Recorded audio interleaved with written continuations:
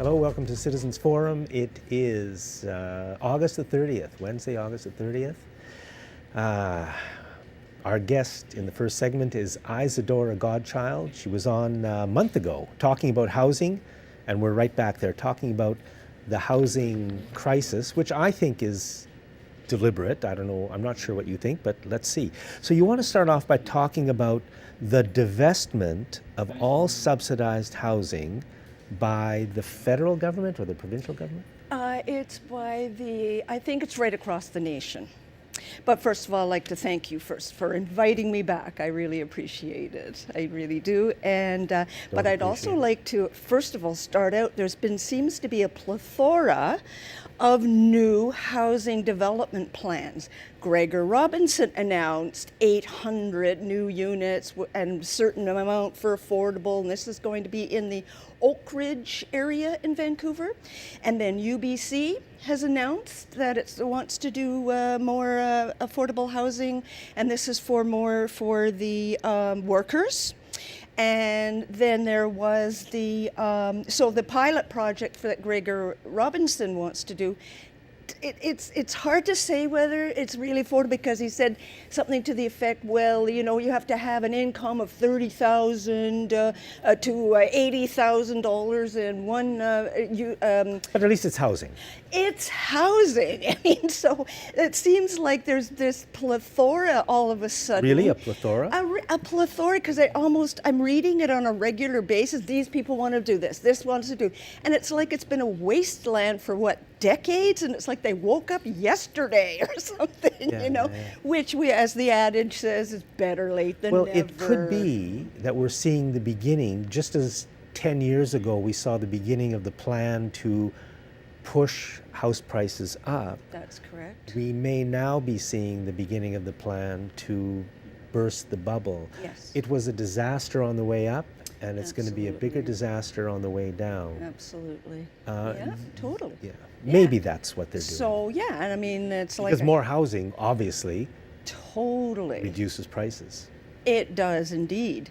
But now they're doing, because of and we're segueing into the divestment of all the subsidized housing. It seems now like these other people now are getting on board to develop more housing. So it's almost like there's this one's working this way and the other is now working this way kind of thing going down. So as I spoke in the previous show about Little Mountain, and I had mentioned that this Malaysian company wanted to buy up the property that was next to Queen Elizabeth Park. That's huge piece of property. Well, apparently the city has approved the development of that huge piece of property. Whether there's going to be any affordable housing in there, we don't know what the agreement now, is. Little Mountain used to be subsidized housing. Used to be subsidized housing, yes. How many units? There was about 438 units. Sounds good. Yes, there was, but they demolished most of it, though. Right. And then I think they did some replacement of some of it. Well, that's divesting in a big way. Exactly. I thought you said demolish. Yeah. So they did demolish some of it. So, and then the next thing was Stamps Place. And what is Stamps? Stamps Place, it was let me see, housing for I think there's 1,500 tenants in that place. And in Vancouver? Yes, in Vancouver. And it had been operable since 1968. So then, written in the Vancouver Sun in 2015, said BC embarks on massive divestment of public housing, and that had to do with Stamps Place. Wow. So what we've seen over the years is the provincial and federal governments quite deliberately just stepping away from the building of housing. Yes. And then even giving away what they had and giving it all over to the private sector.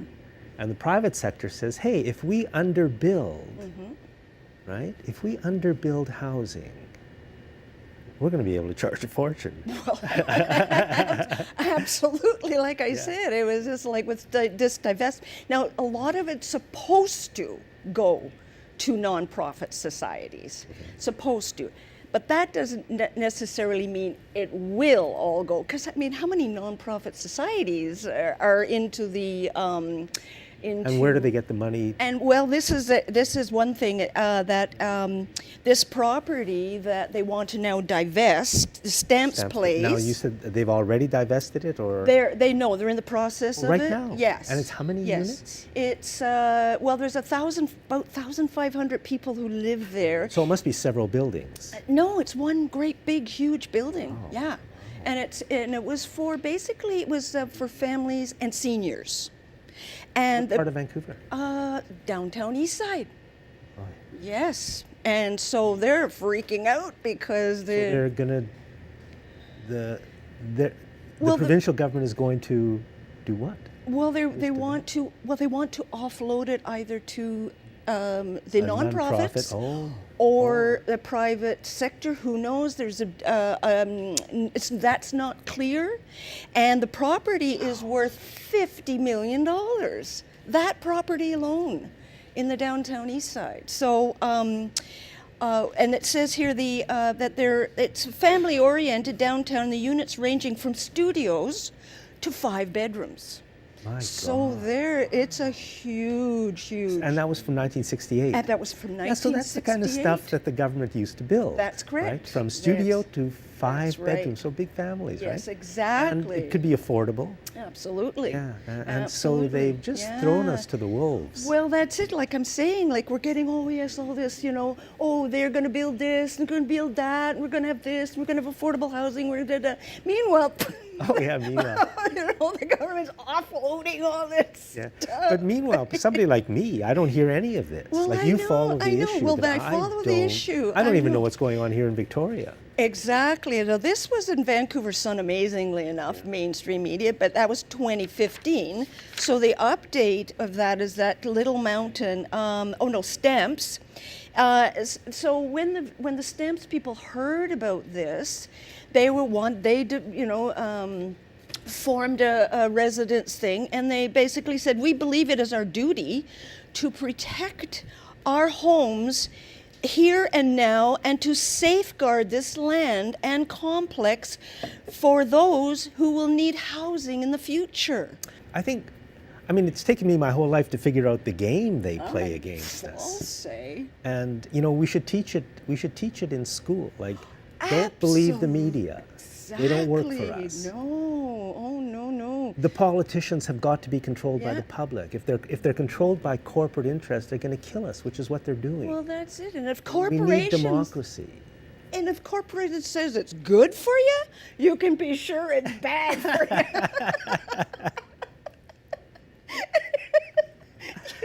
So, anyways, yes. So, and then what is next up is Now, some of the concerns that these people have, if of course they don't all get dumped out and and removed and placed, demolished and everything like.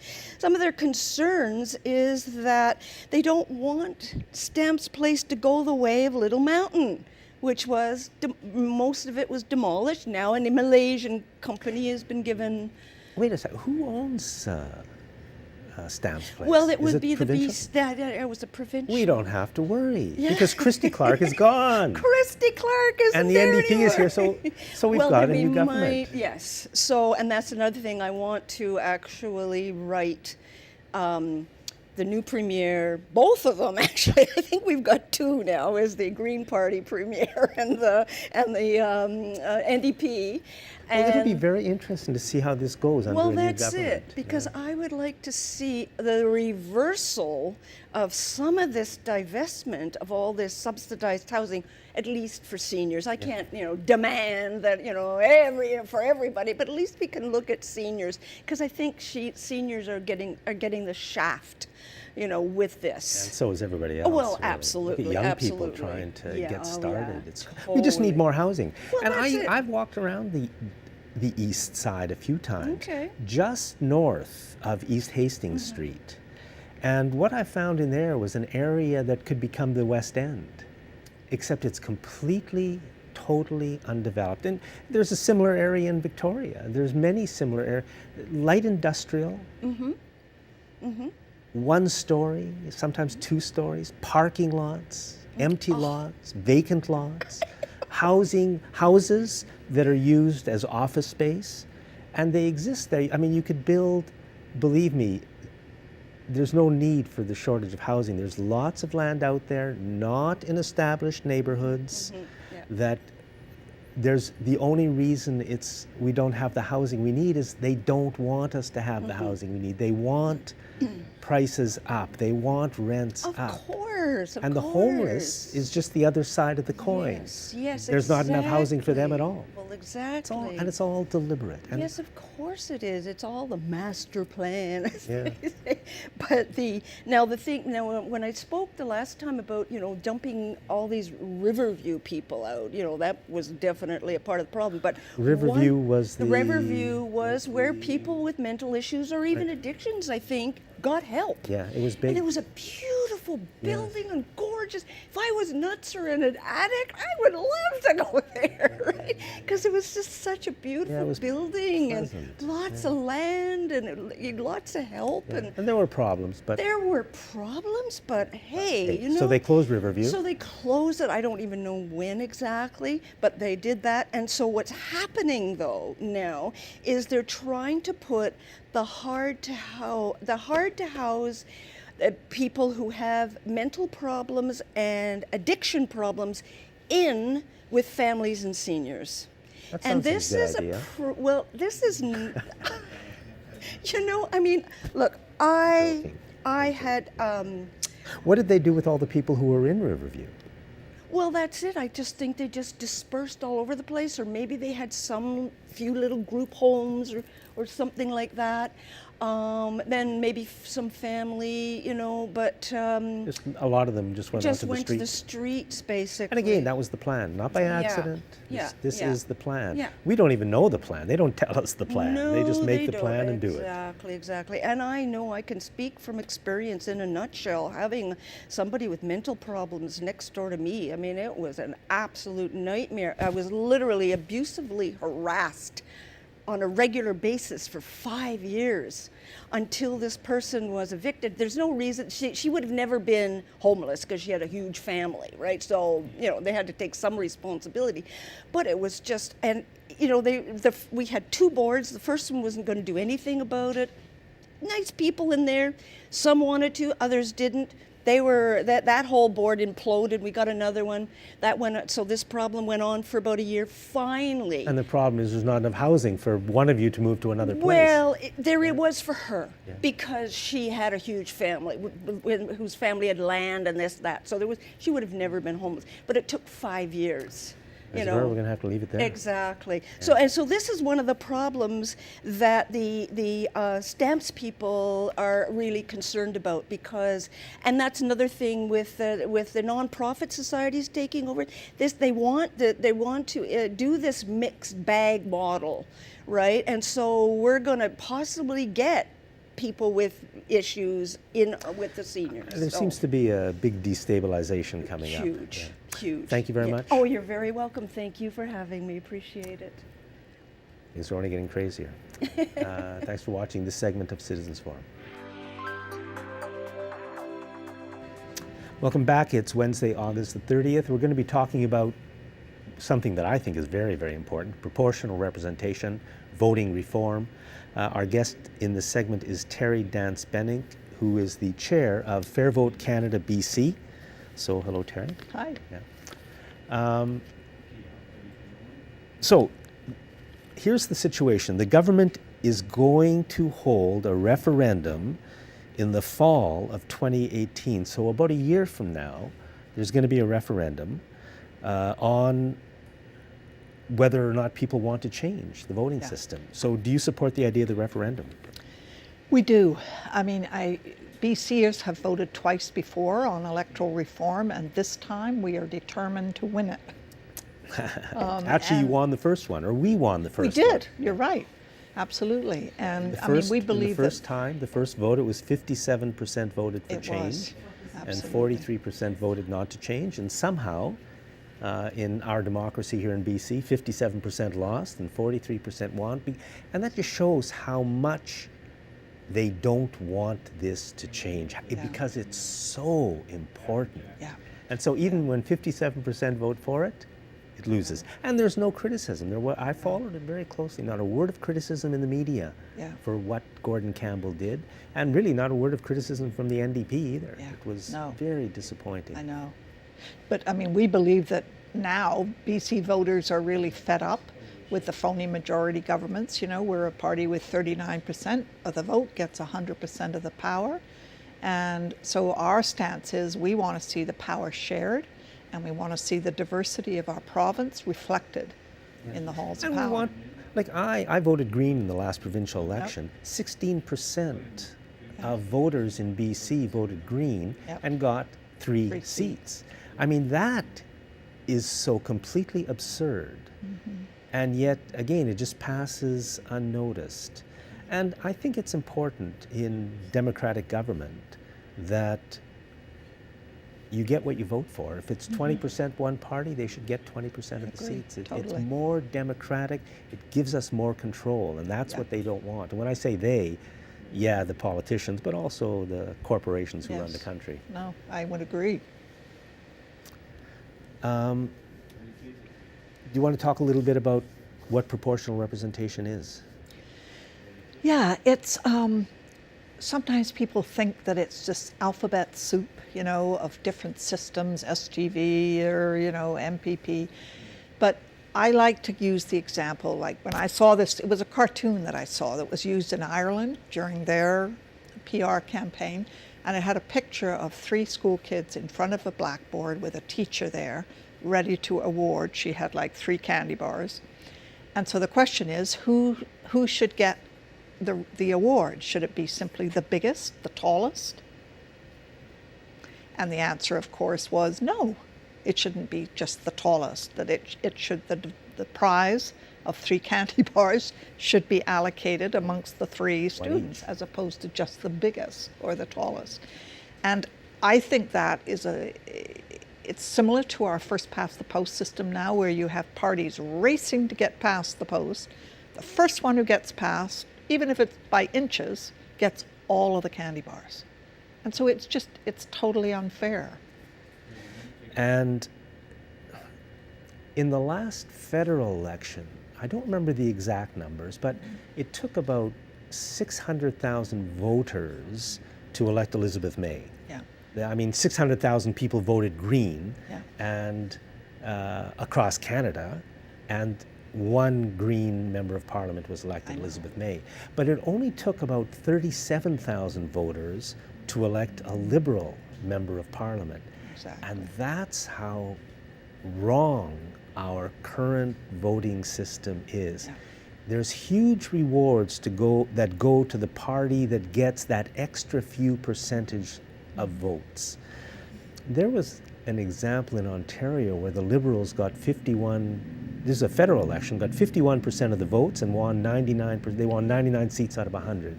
The system is very easy to control, but it doesn't work for the people, and that's why It doesn't, exactly.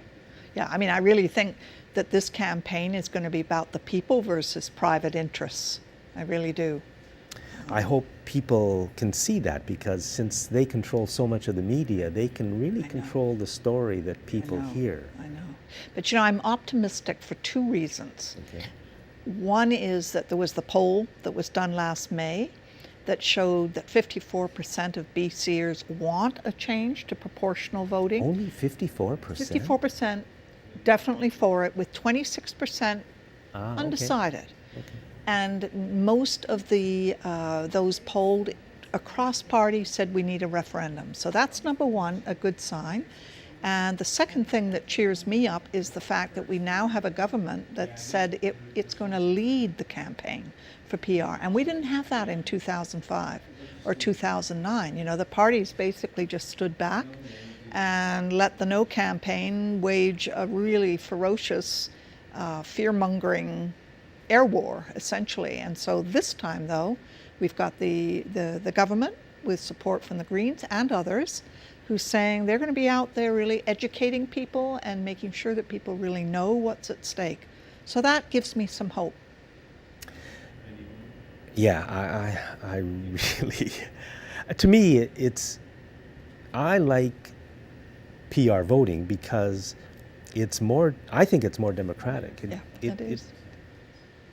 It gives the community more of what it voted for.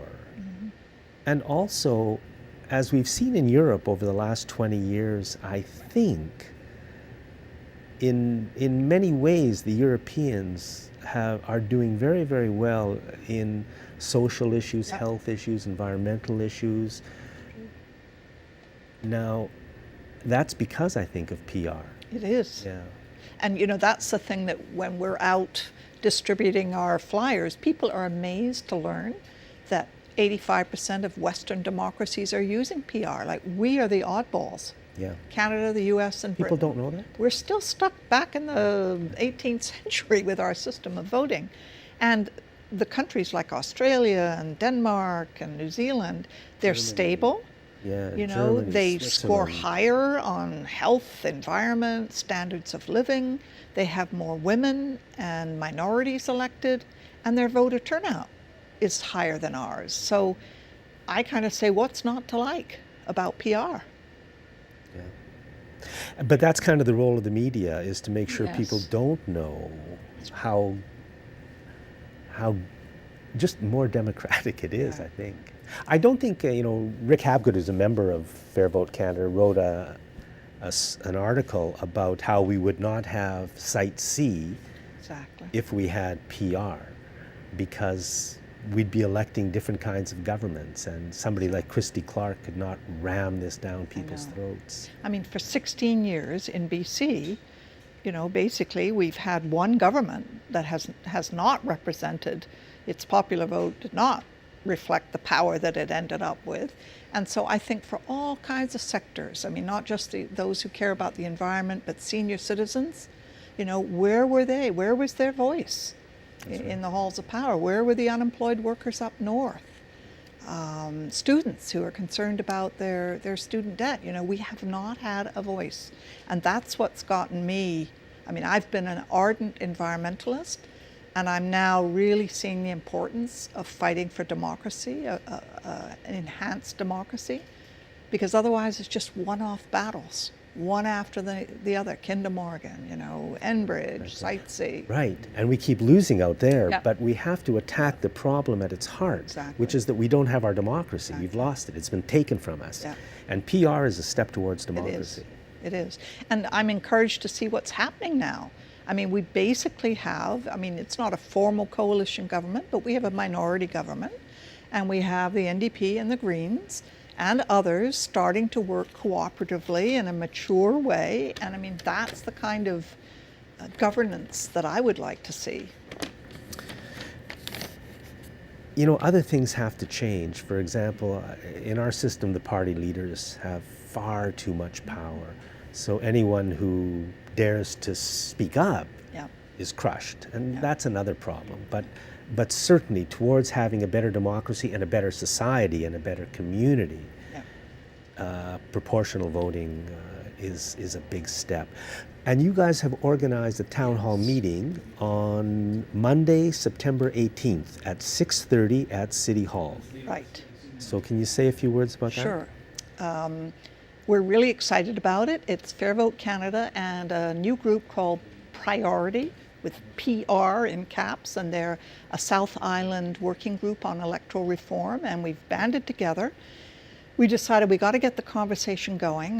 The legislation will come down sometime this fall.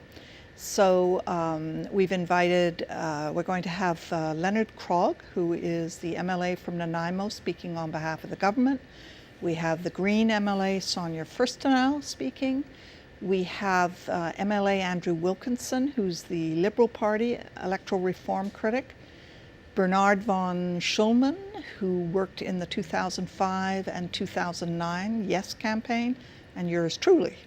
And then we're going to be moderated by Gregor Craigie, who's the CBC radio host. And the idea is to encourage, I think we'll be packed house, and to encourage people to come and listen to these speakers. It'll be a multi-partisan discussion, and for the voters who come to raise their questions, to speak to why they think we need to change our system, or why not, for that matter.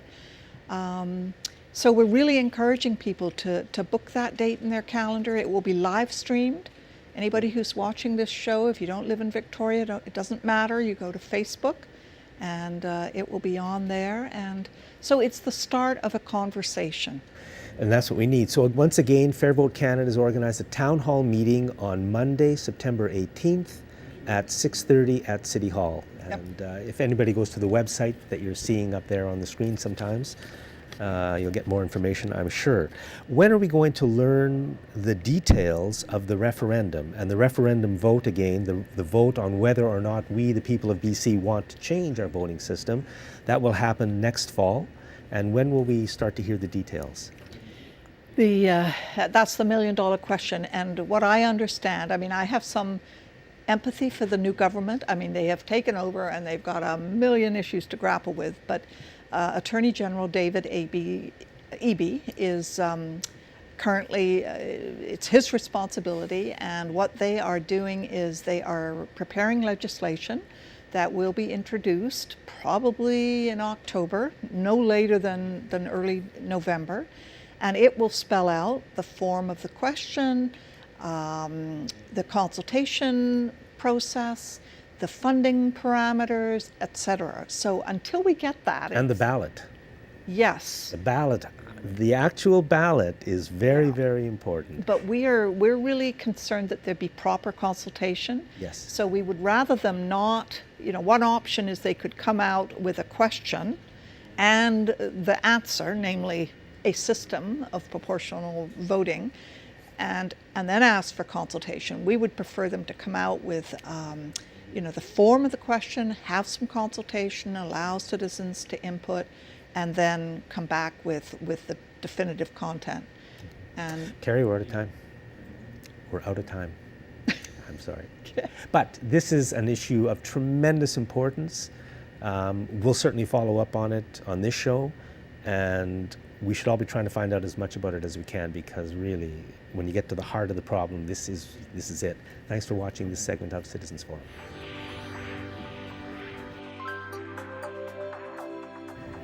Welcome back to Citizens Forum. I'm Walt McGinnis, and I'm going to be interviewing Jack right now in the Walt and Jack section. Before I do that, though, I just have to thank all the great volunteers and the people that make this show happen every time we come into the studio, including the Shaw staff. Have been so tremendously supportive of us over the years, and it's much appreciated.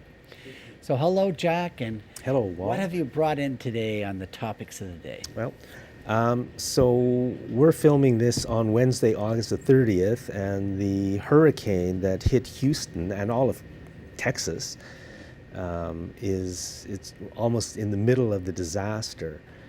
And a week ago everything was normal there, and now Mother Nature, with just almost a flick of her wrist, I don't know how that city is going to come back. I don't know what's going to happen, but we can see the weather getting crazier, and we've got to change our ways, our fundamental way we run the society. We've got to move away from the corporate industrial state, all based on the internal combustion engine and waste and consumption. We've got to change that, I think, into something that makes a lot more sense. And speaking of the internal combustion engine, gas prices are probably going to go up this fall due to that storm, because like 2/3 of the refineries in the United States are in that region, and they do get damaged by this type of weather event. So we might see some costs for us for our gas prices, which probably is a good idea, because gas is probably too cheap anyway. It's a good idea, except the last people who should be getting the money for it are the corporations who are going to get the money. I mean, the price of oil is $50, less than $50 a barrel, but the price of gas somehow hasn't changed. $1.29 It's bizarre. per liter. In Winnipeg, it's 89. I just found this out, and I was shocked when my brother told me. 89. I was shocked that nobody tells us this. I mean, why are we paying 40 cents a liter more here? Yeah, I was just down in Oregon, and fill up there was $40 American, so you have to do the math on that. It's about $60. Now a fill up here for my van is $90. So they're getting a lot better deal on gas. The reason I heard was that in the States there's more competition. Yeah. And that's why prices are lower. Here, why should we have competition?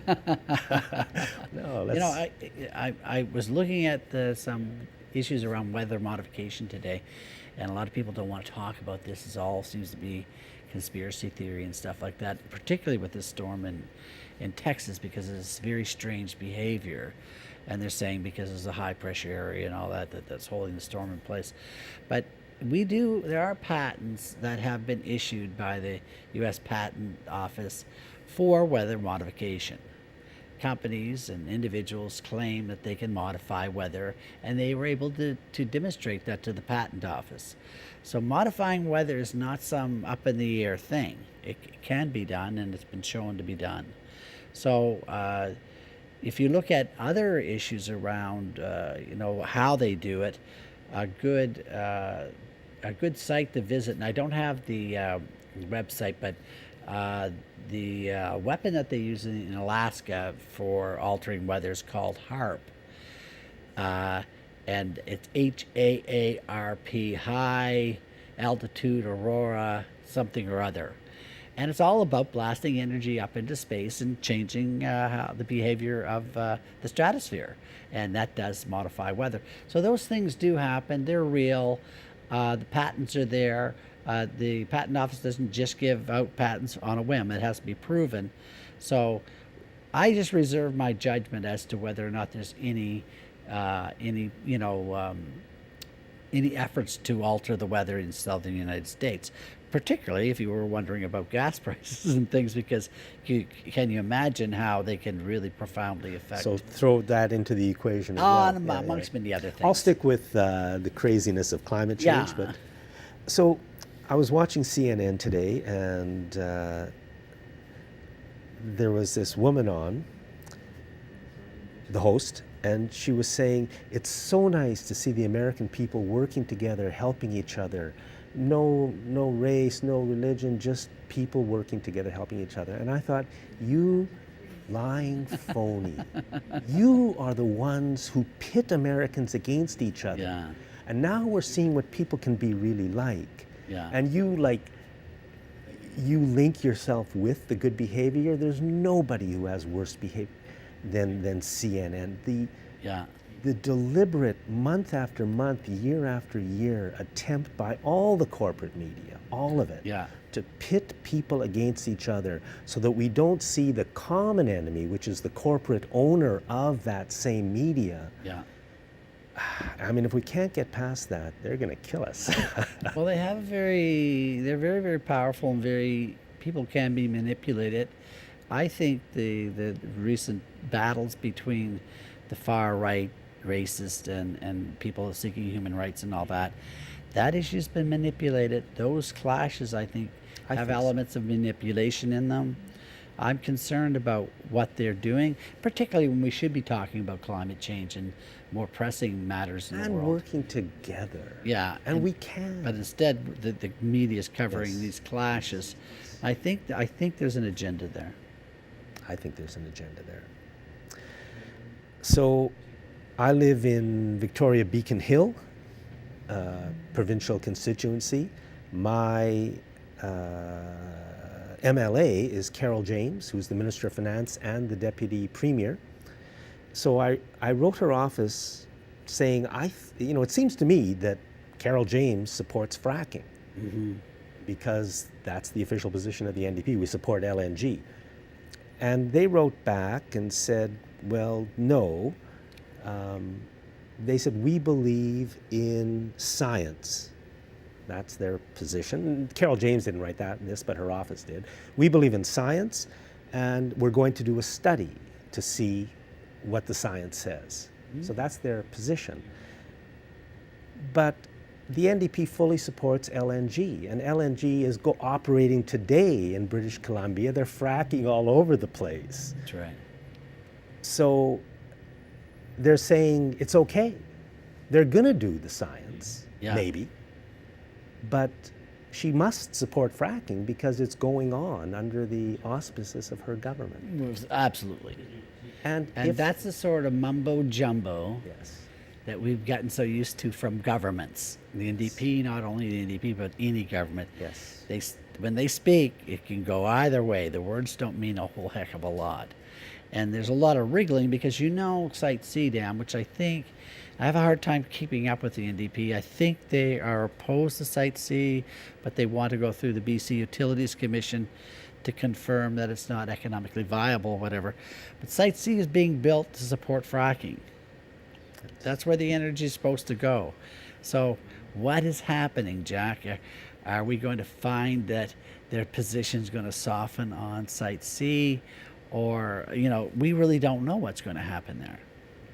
If the people who live in Victoria Beacon Hill, which is my constituency, if the people who live there support fracking, then of course Carol James should support fracking.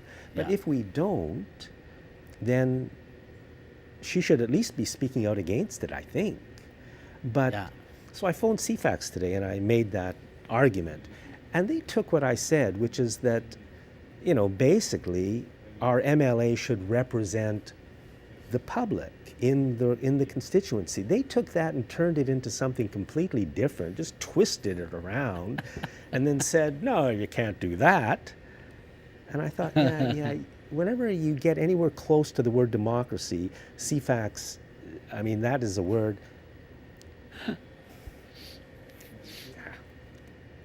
Parking lots and parks?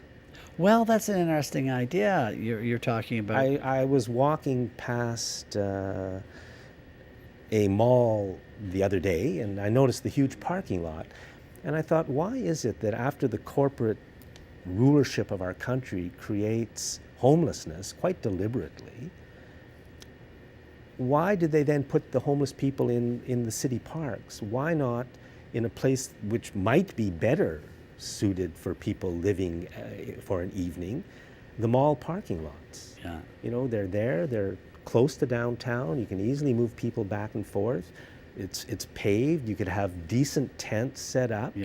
There could be food, there could be washrooms, and try to make it as, the very idea that these people have deliberately created homelessness, I mean the corporate leadership and the political leadership and the media leadership of our country, but then to put them into the city parks when parking lots might be much better. I think that there's a good possibility of that, especially when you can relocate structures, real structures. Yeah, you could have structures there that just come out at night. And, particularly with the needle exchange issues and all sorts of drug issues, it would be much safer and much easier to tidy up. And they could all be small scale. Yeah. There's certainly enough parking lots.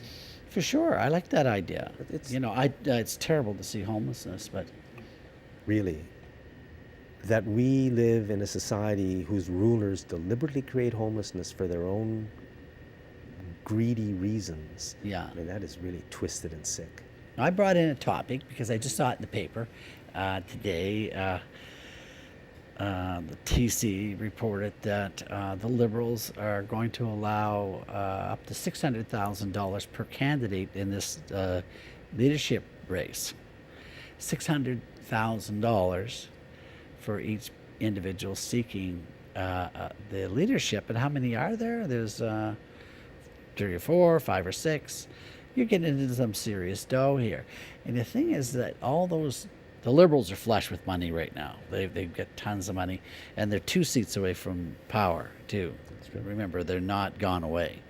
You start thinking about, a lot of their corporate donors give them money, and then they turn around and give it back to them through the corporate media. Most of it's through advertising and those things. So it's a nice little thing they got going there with the getting money and then giving it all back to them through these leadership races. And the only other thing I could say is that, what do you need $600,000 for? to convince your own party that you should be their leader. It does seem to put it out of touch of an average person who Well, wants the average to, person that might have all sorts of great ideas, they look at that and it's ridiculous. You could not compete with that, you know. How much was it to enter the leadership race for the NDP? Because I think it's 80,000 just to enter the race. For Yeah, the I never Liberal checked that thing. out. I don't know what it was for the NDP. There was a price you had to put up, and it was substantial. Yeah, I mean, they don't want anybody coming in for the leadership. I know, who isn't you know, you already, got to have lots you of know, dough. You got to have lots of yeah, that yeah. corporate backing, and of course, what comes with that is all the promises and all that to boot, you know. Now, we do talk about issues on this show, and certainly on other similar shows on community television that you don't very often hear anywhere Yeah. in the corporate media world, television, their television, their radio, or their newspapers. That's why community television could be so important, and it's really unfortunate, as we mentioned last show, that community television is now being shut down across Canada by the government of Canada and the industry, Shaw, Rogers, Bell, and Yeah. the rest. Oh, okay, we're almost out of time. Any last words? Well, let's just wrap it up on that, Jack. And I think, you know, the public do deserve have a point of view that comes from the average folk like you and I. And as long as we're on the air, we're going to keep talking about these issues week by week. Thank you, Walt. Take care, Jack. Welcome back. In this segment, I'm going to interview Walt on the issue of corporate behavior, and we're just going to begin kind of with what we were talking about last show regarding TELUS and the introduction of some stuff on your street that was a little interesting. Well, the recap of that is that they want to put a new generation of delivering media to homes, basically by installing fiber optic cable on the telephone poles, the hydro poles, and then beaming wireless signals into our homes, whether we like it or not. And those signals are very, very powerful, much more powerful than a cell phone tower, and particularly up close to houses. Very dangerous levels of radiation occur. Now, the thing is that I am not debating them when they want to put that on my street, not on the issues, the science, Jack. People talk about science, the thousands of studies that show harm. We're not going to talk about that right now. We're just going to talk about their behavior. And what happened is that it's like a Trojan horse approach. They come along with fiber optic cable, which is the Trojan horse, you know. Oh, everybody would like to have fiber optic cable in their houses. What the heck? It's the new thing. It's the future. It's the fiber optic cable. But they don't mention the wireless component where they're going to mount transmitters on those poles and aim them at your houses. And then they're going to put that signal into a fiber optic cable and send it off. Now, the thing is that is, you know, some type of trickery in my view. I mean, I feel manipulated by that. But the thing is, Jack, it's not strange. The corporations do this all the time. They manipulate us, and they don't tell us the truth. And if you start picking apart what they're saying, you're realizing, you know, in other words, they're lying to us, you know, in any other definition. But there's no recourse. They do it, you catch them. They may stop, they may not. Nothing happens.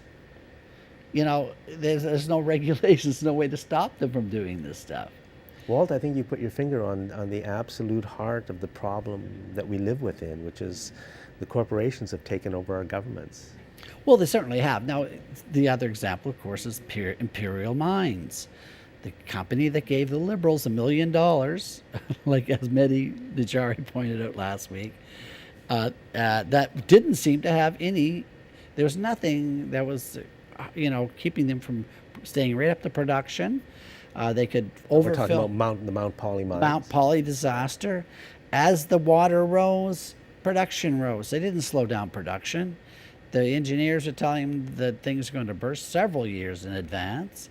One engineering company quits, another one arrives. They're telling them it's going to, you know, the dam's going to blow. The dam blows. Nothing happens. The worst mining disaster in the history of the world occurs. No charges are laid. Nothing happened. The NDP had a crack at it when they were elected. Didn't seem to be able to act fast enough. And now the time has passed. Now, you also could have, and this is the ridiculousness of British Columbia and in the mining industry. I say I could have an interest in a mine. If I was an engineer, I could have a mine. I could open up a mine, and I could approve it myself and tell the province everything is fine. I'm going to start mining here, put my tailings ponds in and all that. And you know what? That's okay. That's legal. You can do that in British Columbia. The concept of conflict of interest does not exist in British Columbia when it comes to this. So obviously there's something terribly wrong. You say the industry controls the government, but are they complete idiots in the legislature? Are they not at all? I mean, do they just completely have their brains removed when they get elected? Because what looked like a progressive government, maybe the NDP looked like a little progressive when they got elected. Let's see what happens. Let's see if they got the balls to create regulations, serious regulations, to protect the public. And when corporations like TELUS arrive on my doorstep and basically lie to me, I should have some recourse. They're manipulating the public and they're getting away with it. We live in a society where we deserve to be told the truth. Now, the reason what happened at your place was they came and they said they want to put in fiber optic cable, and as the guy was leaving, he said, plus it's going to help your cell phone. Yeah. And you know that fiber optics have no connection to cell phones, so you began to think there must be a wireless component to that, but they didn't tell you that. The only way I could dig is because I called myself producer of a cable TV program, and they have media people to lie to me, specifically, and because they manipulated the conversation so wildly, Jack. I went on to emails that I could have written memos so that I could get something solid from them, and it was impossible. But obviously, if they won't tell you, that's your answer. They're manipulating, and they're trying to get away with something there. And it's despicable behavior, and especially when they're attacking our health. And to me, we'd have to wonder, well, why would they even bother? Why don't they just put the stuff in and say, yeah, we're going to put a transmitter on the pole, and we're going to put fiber optic in, and that's our system. Obviously, they have some concerns about it. The public is not going to buy in. Enough of the public are starting to learn that this technology is harmful, Jack. And to me, that's why they're not being forthright about it. Now, that's what I've gleaned from it, and obviously, because there's such a lack of information from them, one has to speculate. I have to, forgive me for speculating, folks, but the people on our street on Durant's Road deserve to be protected, and we're going to fight this. We're not going to let this happen. TELUS is in for a battle, and a big issue is deception. And we've asked them to come on the show too, Jack. We've asked several of them to come on.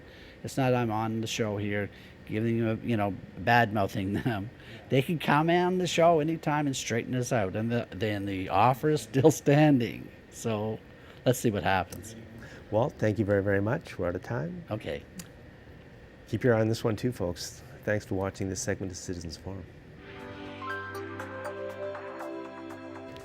Welcome back to Citizens Forum, and to wrap up our show this week, we have on with us Will Smith, and Will is our trusty editor of this program, and nothing would happen here if it wasn't for Will and his technical expertise. But Will also has opinions that we should be listening to, I think, and I'm just having Will on here today to ask him what's on his mind today. Thanks, Walt. I wanted to talk a little bit today because I won't say I had a bad week last week, but I had a pensive week. There was a lot going on in my home state. I'm from Arizona originally, which everybody knows is the capital of Canada during the winter. Everybody moves there, and so we have all these Canadian license plates. I thought you were going to say a capital for prisons, but no. Anyway, so this week, Joe Arpaio, the sheriff of who was the sheriff of Maricopa County, was pardoned by Donald Trump. And that was sort of there was a lot of discussion on Facebook about this, so I was following it a little bit, and I really had a very difficult time because I read what he did in Arizona prisons and all the different things that happened, and it's just horrifying. And the thing that bothers me is that I've gone through such an epiphany. I think it's mostly while living here, but I've had to look at being on the show, doing all the things associated with this show. I've had to look at some of my core values. And what I discovered last week was that I had this kind of I like to think of it as a benign racism, as an ignorant racism, rather than something that I was, because I don't dislike people. I mean, I'm a person who likes people. But what I found was that I had an embedded attitude that I didn't really know was there. And I think it's something, I think he touched on it, I think of it as Rudyard Kipling called it the white man's burden, I think, in some of his writings. You kind of think that, well, I'm sort of superior. And it's not that I would ever say that, but it's just kind of, there are other people out there. And so I voted for Joe Arpaio back when he was first sheriff in Arizona, and I was living there. And I didn't really look at him. He was the Republican candidate for sheriff, and he sounded like he had some good ideas. And I didn't think about. I don't think it was really apparent at that time, but he was profiling people. He was stopping people if they were. It was referred to jokingly, sort of, as driving while brown. That's what the offense was. So he had people stopped just because they might be illegal, and he would check them.